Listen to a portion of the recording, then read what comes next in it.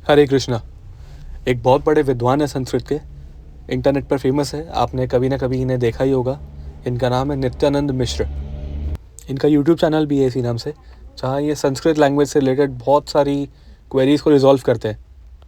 इनकी बुक्स भी है जहाँ ये बहुत ही सात्विक और मीनिंगफुल संस्कृत नाम बताते हैं बच्चों के लिए। बहुत ही ऐसे फंडामेंटल वैदिक वर्ड्स जिस पर कोई ज़्यादा ध्यान नहीं देता और इन जनरल बिना कॉन्टेक्स्ट से यूज़ किए जाता है, उसका बहुत ही मीनिंगफुल रेफरेंसेस के साथ इन्होंने एक्सप्लेनेशन दिया है अपने चैनल पर, आप चेकआउट कर सकते हैं। बहुत ही सीधा साधा सरल और सात्विक व्यक्तित्व है इनका। आज हम इनकी एक स्पेसिफिक वीडियो को लेकर बात कर रहे हैं जहाँ इन्होंने एक टॉपिक पकड़ा है। हालांकि इस वीडियो को ऑलमोस्ट 1 साल हो गया है, मगर फिर भी ये दिखी तो ये क्लैरिफाई करना ज़रूरी था। आप सभी जानते जो श्रील प्रभुपाद की Bhagavad Gita as it is है, उसमें हमें जो देवी देवता है यानी इंद्र, अग्नि, सूर्य आदि देवी देवता, इन सब के लिए हमें प्रभुपाद जी ट्रांसलेशन देते हैं एज अ डेमी गॉड। यानी विष्णु तत्व के अतिरिक्त किसी भी देवी देवता का नाम आएगा तो वहाँ पे प्रभुपाद जी ने क्लासिफिकेशन में नाम रखा हुआ है डेमी गॉड। इसमें इंद्र, सूर्य, अग्नि, वायु आदि देवी देवता आ गए। अब यहाँ पे बात यह है कि जो हमारे नित्यानंद मिश्र हैं, जो संस्कृत के विद्वान हैं, इन्होंने यहाँ पे एक चीज़ पॉइंट की थी कि जहाँ जहाँ भी देवी देवता या देव नाम आ रहा है या शब्द आ रहा है शास्त्रों में, स्पेशली भगवद गीता में बहुत जगह इन्होंने कोट किया है, वहाँ पे भक्ति वेदांत स्वामी प्रभुपाद ने डेमी गॉड ट्रांसलेशन किया है, जबकि वो ट्रांसलेशन एकदम गलत है।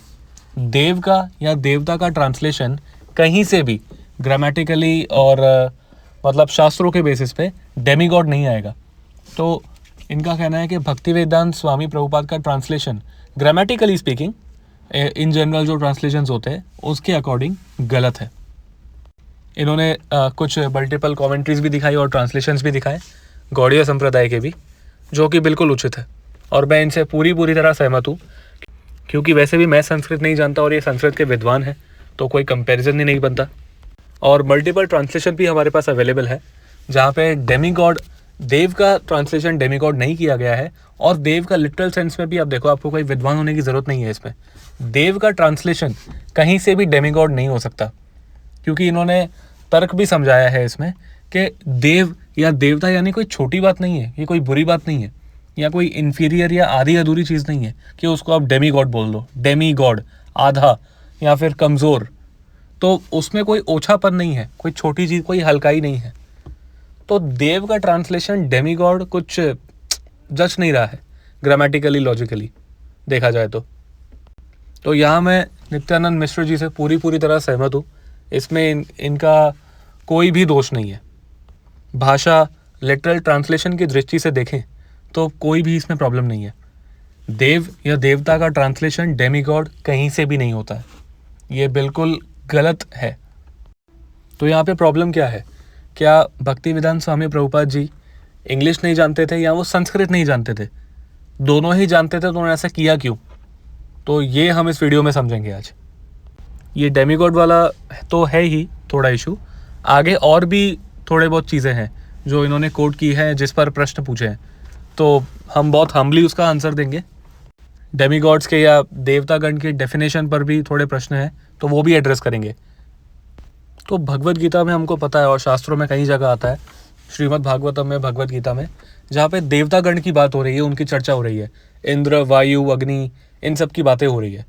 जैसे वो त्रैगुण्य विषयो वेदा निस्त्रैगुण भवार्जुन, तो ये जो श्लोक है यहाँ पे बात नहीं हो रही है, मगर इससे रिलेटेड, इसके कॉन्टेक्स्ट से रिलेटेड जो भी है, यानी देवी देवताओं की उपासना से श्रेष्ठ मेरी है, जो मेरी उपासना डायरेक्ट करता है वो विधि पूर्वक है, और बाकी की भी अगर वो करता है तो वो मेरी ही है मगर अविधि पूर्वक है।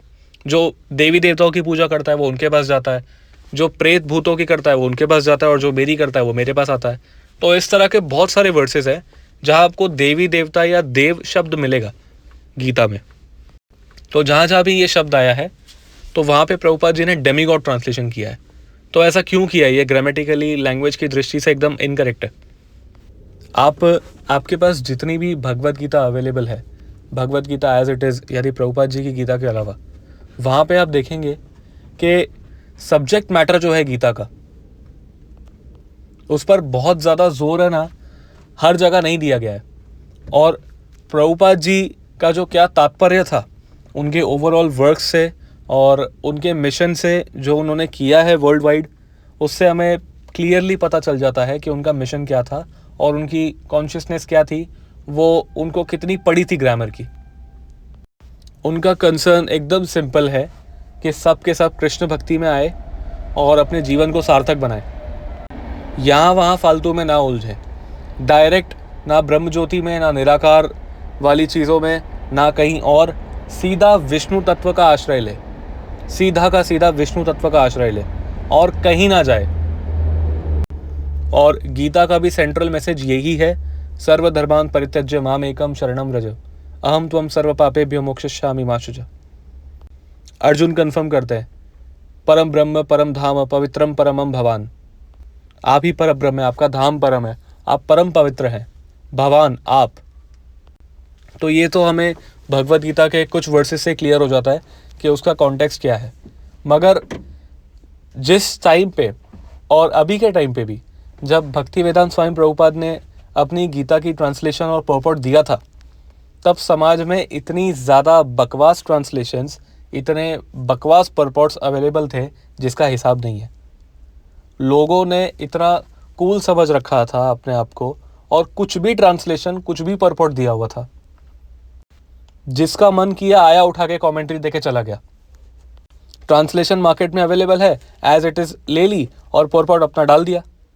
तो गीता के साथ जो है मजाक हो रहा था समाज में।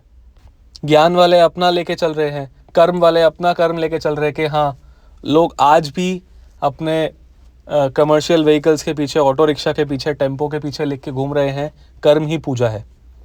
तो इतनी भ्रांति है समाज में गीता को लेके, लोगों को लग रहा है कर्म ही पूजा है, कर्म योग से वो मतलब ये निकालते हैं। तो इतना सारा कचरा पड़ा था समाज में, तो प्रभुपाद जी बहुत ही विचलित थे ये देख के। उनके सारे बुक्स में, आपने सिर्फ शायद भगवत गीता पढ़ी है इस ये वीडियो बनाने के लिए, मगर जो उनके संस्था के लोग हैं, जो उनके डिवोटीज़ हैं, जो उनकी लीनिएज में आते हैं, इंक्लूडिंग मी माई सेल्फ, जिन्होंने उनके लेटर्स, उनके रूम कॉन्वर्सेशंस, उनकी बुक्स पढ़ी हैं, आपको पता चलेगा कि उनका सेंट्रल पॉइंट यही है कि आप भगवत धाम से यहाँ आए हैं और आपको भगवत धाम वापस जाना है। बीच की नॉनसेंस को छोड़ो, मत उलझो यहाँ वहाँ, सीधा ईश्वर पे ध्यान लगाओ। छोटा सा जीवन है, बहुत लिमिटेड टाइम है, इधर उधर में मत गवाओ, सीधा निकलो। जिसने भी उनके पर्पट्स पढ़े हैं और उनकी छोटी छोटी बुक्स पढ़ी है, जैसे लाइफ कम फ्रॉम लाइफ, और बहुत सारी बुक्स है उनकी कॉन्वर्सेशन पर बेस्ड बुक्स है, perfect question perfect answers, easy journey to other planets, ये सारी बुक्स जब आप पढ़ लेंगे तो आपको पता चलेगा उनका प्राइमरी पर्पस यही है, उनका कॉन्टेक्स्ट यही है कि वापस भगवत धाम लौटो, back home, back to Godhead. उनको कोई प्रयोजन नहीं है समाज को संस्कृत सिखाने का, कोई भी प्रयोजन नहीं है उनका ऐसा। एक जीवात्मा का स्वभाव भी यही है, क्योंकि नित्यानंद मिश्र जी खुद एक आध्यात्मिक व्यक्ति हैं, तो वो समझते हैं इस बात को कि जीव को संस्कृत सीखने की ज़रूरत नहीं है मोक्ष को प्राप्त करने के लिए या फिर आध्यात्मिक पथ पर प्रगति करने के लिए। वो जानते हैं, वरना आधे से ज़्यादा दुनिया तो फिर गई खड्डे में अगर संस्कृत ही मैंडेटरी है सबके लिए तो।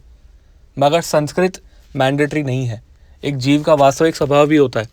अगर मैं आपको कह दूं कि ये पानी है, ये गीला होता है और ये पीने की चीज़ है, तो इसमें मुझे आपको कोई भाषा सिखाने की ज़रूरत नहीं है। मैं सिर्फ आपके सामने खड़े होकर पानी पीकर दिखा दूंगा आपको, आप समझ जाएंगे पानी का पर्पस क्या है, मुझे क्या करना है इसके साथ, आप भी उसे पीने लगेंगे। तो मुझे आपको किसी लैंग्वेज से ये समझाने की ज़रूरत नहीं है। एक जीवात्मा को वास्तविक स्वभाव सिखाने के लिए किसी भाषा की ज़रूरत नहीं है। संस्कृत नो डाउट कोई सीखता है, बहुत अच्छी बात है, प्रभुपाद जी एंकरेज करते थे, मगर ये मैंडेटरी नहीं है कि आपको संस्कृत आती है तो ही आप मोक्ष को प्राप्त कर सकते हैं या उसके लिए एलिजिबल हैं या भक्ति के लिए आप एलिजिबल हैं। तो प्रभुपाद जी बहुत अर्जेंसी में थे और बहुत उनको घाई थी, मैं लिटरली ये वर्ड यूज़ कर रहा हूँ, उनको बहुत अर्जेंसी थी कि लोग यहाँ वहाँ ना भटके, सीधा कृष्ण के पास जाए बिना किसी डिविएशन के। अब यहाँ पे हम क्योंकि कॉन्टेक्स्ट समझ गए हैं उनका कि वो करने क्या आए थे, उन्होंने भगवत गीता की कमेंट्री में क्या दिया है हमें, तो क्योंकि हम वो समझ गए हैं, अब हम आते हैं डेमीगॉड वाले इशू पे। देखिए, प्रभुपाद जी हैं एक वैष्णव आचार्य, और वैष्णव आचार्यों के लिए भगवान विष्णु यानी सारे विष्णु तत्व, भगवान राम, कृष्ण, नृसिंह आदि जितने भी हैं विष्णु तत्व, वो ही परम ब्रह्म है। ये नित्यानंद मिश्र जी और काफ़ी सारे लोग, ऑलमोस्ट सब ये जानते हैं कि हमारे लिए विष्णु ही परम ब्रह्म है। और विष्णु की कैटेगरी में या उनके समक्ष या उनसे ऊपर या उनके बराबर में हम किसी को भी एक्सेप्ट नहीं करते, और ये शास्त्र सम्मत बात है। ये नित्यानंद मिश्र जी जानते हैं।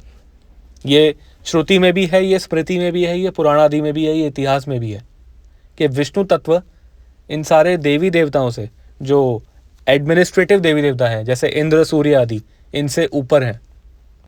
ये हमें प्रूफ करने की ज़रूरत नहीं है, ये सबको पता है। मगर संस्कृत ऐसी नहीं है, समाज को संस्कृत नहीं आती। आप देखोगे ये जितने भी बाकी के कमेंटेटर्स हैं, वहाँ पे जो देव हैं उन्होंने गॉड लिखा है। अब एक नॉर्मल कम बुद्धिमान व्यक्ति गॉड को ना लिटरल सेंस में गॉड ले लेता है, यानी गॉड मतलब वो परम गॉड, जो सुप्रीम गॉड है, वो इन जनरल वो ही ले लेता है। या फिर वो मायावाद में पड़ जाता है, अद्वैतवाद में पड़ जाता है कि हाँ ये भी गॉड है, ये भी गॉड है, कृष्ण भी गॉड है और ये भी गॉड है। या दूसरे देवी देवताओं के चक्कर में मत पड़ो कि कृष्ण भी उन्हीं कैटेगरी में आते हैं। ये बहुत बड़ा कन्फ्यूजन होता है दूसरों की ट्रांसलेशंस में, और इसीलिए आप देखेंगे वो इतनी पोटेंसी भी नहीं रखती है। कितने लोग भक्त बन गए, कितने लोग आध्यात्मिक बन गए, वो उचित संस्कृत वाली ट्रांसलेशंस पढ़ के। अगर संस्कृत से ही या लैंग्वेज की स्कॉलरलीनेस से ही कुछ होना था ना, तो सारे संस्कृत स्कॉलर आज समाज के लीडर्स होते और वो मोक्ष को प्राप्त कर चुके होते। फिर तो बहुत सीधा सीधा फॉर्मूला हो जाता कि संस्कृत सीखो और मोक्ष को प्राप्त कर लो। मगर ऐसा नहीं है। किसी भी लैंग्वेज को या उस पर आप महारत ही प्राप्त करने से मोक्ष के लिए एलिजिबल नहीं हो जाते। उसके लिए आपकी कॉन्शियसनेस ही मैटर करती है कि आप सोच क्या रहे हैं, उस शब्द से आप समझे क्या हैं। इसीलिए प्रभुपाद जी की संस्था का नाम क्या है? International society for Krishna consciousness. Consciousness language सीखने के लिए नहीं है, कॉन्शियसनेस को इवॉल्व करने के लिए है। अब यहाँ पे डेमीगॉड लिख क्यों रहे हैं प्रभुपाद जी? अगर प्रभुपाद जी बाकी लोगों की तरह सेलेस्टियल बींग्स, गॉड्स या देवता लिखने लग जाएंगे ना, तो लोग इतना ध्यान नहीं देंगे, लोगों को नहीं समझ में आएगा कि यहाँ पे क्या बात चल रही है। इंद्र, सूर्य, इन सबको डेमीगॉड बोलना बहुत जरूरी है, क्योंकि इनका स्थान है डेमीगॉड होना। ये परब्रह्म नहीं है। गॉड मतलब सिर्फ सुप्रीम गॉड होना चाहिए। मैं कहता हूं, कोई चैलेंज करे मुझे इस बात पे, इंद्र को गॉड आप नहीं कह सकते, नहीं कह सकते। इंद्र एलिजिबल ही नहीं है, क्योंकि गॉड का ट्रांसलेशन है, गॉड को लिटरल सेंस में कहा जाता है सुप्रीम गॉड। आपको सुप्रीम लगाने की भी जरूरत नहीं है, मगर यहाँ पे इतने सारे गॉड्स हो गए हैं, इसलिए हम सुप्रीम भी लगाना पड़ रहा है हमें, क्योंकि हर कोई गॉड बनने आ जाता है। इंद्र को भी गॉड बोल दो, सूर्य को भी गॉड बोल दो। गॉड ओरिजिनली जो उसका मतलब है, जो हम समझते हैं गॉड से, हमें वो लेना चाहिए, ना कि कोई रैंडम ट्रांसलेशन या जिससे कि सब कंफ्यूजन हो समाज में। आप सोचिए, आप सूर्य को भी गॉड बोल रहे हैं और इंद्र को भी गॉड बोल रहे हैं। अरे तो गॉड कौन है? गॉड का मतलब ही हम भगवान समझते थे। तो ये तो समाज में और कंफ्यूजन हो रहा है। भले ही संस्कृत और ग्रामेटिकली सही है, इंग्लिश के ट्रांसलेशन के डिक्शनरी के हिसाब से सही है, मगर करे क्या जब उसका कोई फायदा ही नहीं होगा? तो लोग इंद्र को और सूर्य को एक समझ लेंगे, कृष्ण को इन दोनों के बराबर समझ लेंगे, तो क्या फायदा है ऐसी ग्रामर का, ऐसी संस्कृत का, जिससे लोगों को कॉन्टेक्स्ट समझ में ही ना आए? प्रभुपाद जी का पर्पस ही यही था कि लोग डिफरेंशिएट करें, लोग भेद समझे, कि इंद्र को, सूर्य को कृष्ण समझने की गलती ना कर लें। प्रभुपाद जी का पर्पस ही यही था। ये बताना जरूरी है कि वो डेमी गॉड है, वो आधे गॉड है, वो पूरे गॉड नहीं है, बिल्कुल नहीं है। इंद्र कभी भी परब्रह्म नहीं है। प्रभुपाद जी के लिए गॉड का मतलब परब्रह्म, सीधा, कोई डेविएशन नहीं। इंद्र गॉड नहीं है। मैं अपने ओपिनियन पर स्टिक कर रहा हूँ, और मैं इस चीज़ को कोई भी रैंडम, नित्यानंद मिश्र तो जानते ही हैं ये चीज़, अगर वो देख रहे हैं, तो गॉड का मतलब सुप्रीम गॉड होता है इन जनरल। हमें इसको स्पेसिफिक करने की ज़रूरत नहीं है। तो गॉड का मतलब कोई भी सुप्रीम गॉड ही मानेगा। अगर आपको ये यहाँ पे जो देव लिखा है ना, तो वहाँ पे आपको बताना पड़ेगा, क्योंकि दुनिया संस्कृत नहीं जानती। वहाँ पे देव का मतलब वो देवी देवता वाले देव, विष्णु वाले देव नहीं। वैष्णव आचार्यों का कॉन्टेक्स्ट ही यही है कि विष्णु को अलग दिखाना है, बताना है कि हाँ विष्णु परब्रह्म है, ये डिफरेंशिएट करके दिखाना है कमेंट्री में। तो बताना पड़ेगा, इंद्र सूर्य के लिए एक अलग शब्द बताना पड़ेगा, तभी तो जाके विष्णु को अलग तरीके से बता पाएंगे। तो गॉड, सुप्रीम गॉड मतलब सिर्फ विष्णु, बाकी सब उसके लिए कोई इंफीरियर वर्ड चाहिए जिससे पता चले कि हाँ ये सब विष्णु के नीचे है। इसीलिए डेमीगॉड एक बहुत अच्छा शब्द है, बहुत अच्छा शब्द है जो कॉन्टेक्स्ट के हिसाब से सूट हो रहा है। तो इसमें कोई प्रॉब्लम नहीं है। ग्रामेटिकली अगर वो इनकरेक्ट है भी तो उससे कोई फ़र्क नहीं पड़ता, अगर लोगों की चेतना सही है तो। लोगों को जो समझना है अगर वो उनको समझ में आ रहा है तो उसमें कोई प्रॉब्लम नहीं है। और लोगों को समझ में आ रहा है, मैं ये कह सकता हूँ दावे के साथ। जो दूसरी ट्रांसलेशंस अवेलेबल हैं जहाँ पे इंद्र को, सूर्य को गॉड बोला गया है या सेलेस्टियल बीइंग्स बोला गया है, लोगों को कॉन्टेक्स्ट नहीं समझ में आता है। उल्टा वो भगवत गीता के रीडर्स को नहीं समझ में आता। यहाँ पे आप किसी भी इस्कॉन डिवोटी को पूछेंगे डेमीगॉड, वो झट से बोल देगा हाँ इंद्र आदि, कोई भी आके बोल देगा, क्योंकि सबको पता है कि हाँ डेमीगॉड मतलब ये एडमिनिस्ट्रेशन वाले देवी देवता जो मटेरियल वर्ल्ड में अपना काम करते हैं। कोई भी कंफ्यूज नहीं होगा यहाँ पे। तो क्लैरिटी किसके पास है ज़्यादा?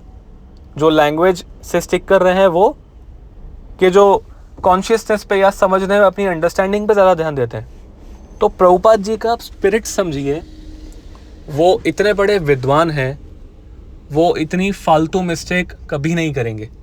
उनका स्पिरिट ही यही है, उनको नीचा दिखाना है इंद्र को। मैं कह रहा हूँ आपको, बहुत बड़ी अथॉरिटी के साथ कह रहा हूँ कि उनको बताना है कि इंद्र नीचे है। अगर आप चाहिए तो आप महाभारत आप जानते हैं, आपने पढ़ी है, आपको पता है, उपनिषदों में और इतिहास में लिखा है। वो वर्ड्स भी मैं कोट कर सकता हूँ। वो वर्ड्स इस प्रकार से जाता है कि सूर्य, चंद्र, इंद्र, ये सारे जो देवी देवता हैं और इनकी जो प्रिस्क्राइब ड्यूटीज़ हैं, ये अपनी ड्यूटीज़ भगवान के परब्रह्म के भय से अपनी ड्यूटीज़ निभाते हैं। तो ये डिफ्रेंशिएट करना बहुत ज़रूरी है कि ये सारे देवी देवता हैं, इंद्र आदि, और जो परम देव है, परब्रह्म है, देवों के भी देव हैं, वो है कृष्णा, विष्णु। तो ये डिफ्रेंशिएट करना बहुत ज़रूरी है। कोई भी डेमीगॉड का मतलब समझ जाता है हाँ ये इंद्र, इन सब की बात हो रही है। तो यहाँ पे international society for Krishna consciousness पर ध्यान दे रही है, ना कि ग्रामर पे। ग्रामर वैसे भी बहुत अच्छी है, ये कोई बहुत बड़ा इशू नहीं है। यहाँ पे इन्होंने एक और बात कही थी कि प्रभुपाद जी एक पॉपॉट में डेफिनेशन दे रहे हैं डेमीगॉड्स की, कि जो भगवान विष्णु के भक्त होते हैं वो डेमीगॉड्स होते हैं। तो नित्यानंद मिश्रा जी ने कहा है कि मैं इससे एग्री नहीं करता, जबकि एकदम गलत बात है। हम उसी कॉन्टेक्स्ट से चलें तो डेमीगॉड्स का मतलब यहाँ पे प्रभुपाद जी ने क्या लिया है? देवतागण। देवतागण का एक और सिनोनिम है सुरगण। दो कैटेगरीज होती है, एक सुर, एक असुर। तो विष्णु पुराण में आपको क्लियरली ये डेफिनेशन मिल जाती है सुर और असुर की, कि जो भगवान विष्णु के भक्त होते हैं, जो वैष्णव होते हैं, वो सुरगण होते हैं, और जो वैष्णव नहीं होते, जो भगवान विष्णु के भक्त नहीं होते, वो असुर होते हैं। तो जो सुरगण है वो ही देवता है। और यहाँ पे कौन से देवता हैं ये इंद्र, सूर्य, चंद्र, क्योंकि ये भगवान विष्णु के सात्विक भक्त हैं, इसीलिए इन्हें ये पद प्राप्त हुआ है। और इसीलिए इनको सुरगण भी कहा जाता है, क्योंकि ये भगवान विष्णु के भक्त थे, इसीलिए सुर है, इसलिए देवता बने। तो प्रभुपाद जी की वो डेफिनेशन गलत कहाँ हुई कि डेमीगॉड्स वो है जो भगवान विष्णु के भक्त होते हैं? बिल्कुल सही ट्रांसलेशन है, बिल्कुल सही पर्पॉट है। किसी भी डिवोटी को उस पर डाउट करने की, बिविल्डर होने की कोई ज़रूरत नहीं है। ये एकदम एक्चुअली ये बहुत कॉन्टेक्चुअल चीज़ है, समझ जानी चाहिए थी, मगर ठीक है, नहीं समझ पाए, कोई बात नहीं। हाँ, यहाँ पे हो गई, हमने कर दी क्लैरिफिकेशन। मगर यहाँ पे एक बड़ी मुझे बेकार बात लगी। आप देखोगे कि सारे वैष्णव संप्रदाय, चाहे वो मध्वा हो, रामानुजी हो, वल्लभ हो, या कोई भी वैष्णव संप्रदाय हो, अच्छा ओपिनियन सबका सेम ही है। सब ये इंद्र को और सूर्य को सबको नीचा ही मानते हैं, ठीक है। इसमें इस्कॉन ने कोई नई चीज़ नहीं कर दी, प्रभुपाद जी ने कोई नई चीज़ नहीं कर दी, मगर टारगेट हमेशा प्रभुपाद जी होते हैं। ये बड़ी अजीब सी बात है, क्योंकि वो यहाँ नहीं है, वो इतना समाज को देके गए डायरेक्टली, आपको बिना कन्फ्यूजन के सब कुछ देके गए, तो उन्हें ये भोगना पड़ रहा है कि सबसे ज़्यादा उंगली उनको झेलनी पड़ रही है। प्रभुपाद जी ने कभी नहीं किया अपने कमेंट्रीज में, पॉपर्ट्स में ऐसा कि रामानुजी नीचे है या मध्वा नीचे है या ये है या वो है, मगर कोई भी है ना क्लैरिफिकेशन देने नहीं आता है। हमेशा इस्कॉन को या प्रभुपाद जी को अकेले ही समाज को क्लैरिफिकेशन देना पड़ता है, कोई अन्य वैष्णव कभी उनके पक्ष में नहीं बोला। इन जनरल यही देखा गया है। प्रभुपाद जी ने निडर होके एकदम क्लियरली दहाड़ा है कि इंद्र सूर्य ये सब डेमी गॉड्स है, इनकी पूजा मत करो, इनसे कुछ प्राप्त नहीं होगा। विष्णु का भजन करो डायरेक्ट, बिना किसी डिविएशन के।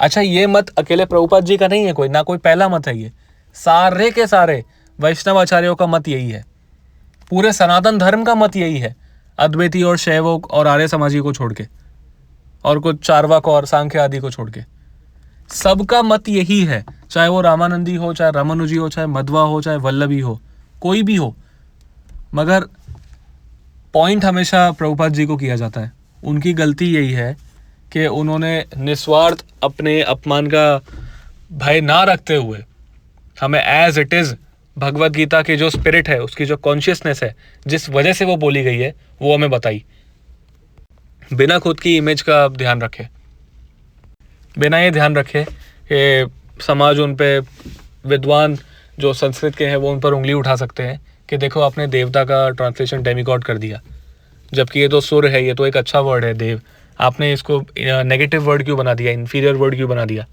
तो प्रभुपाद जी ने कभी भी केयर नहीं की इन सब चीज़ों की। उनको हमेशा अपने कॉन्टेक्स्ट से, अपनी अनअलॉयड अनडिविएटेड कृष्ण भक्ति से मतलब रहा है। वो नहीं परवाह करते थे कि कोई अन्य वैष्णव संप्रदाय उनकी सहायता करेगा कि नहीं, उनको डिफेंड करेगा कि नहीं। मैंने देखा बहुत सारे वैष्णव आचार्यों ने, संप्रदायों ने भी अपना पल्ला झाड़ लिया कि हाँ ये ट्रांसलेशन तो गलत है। उनको थोड़ा सा भी समझ में नहीं आया कि प्रभुपाद जी ने ऐसा क्यों किया।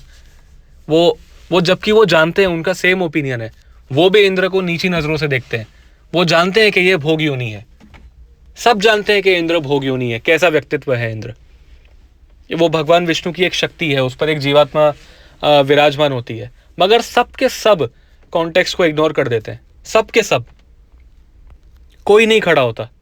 सब या तो संस्कृत के विद्वानों को श्रेष्ठ समझते हैं, या तो फिर पता नहीं क्या चक्कर है, कोई नहीं कॉन्टेक्स्ट के साथ खड़ा होना चाहता।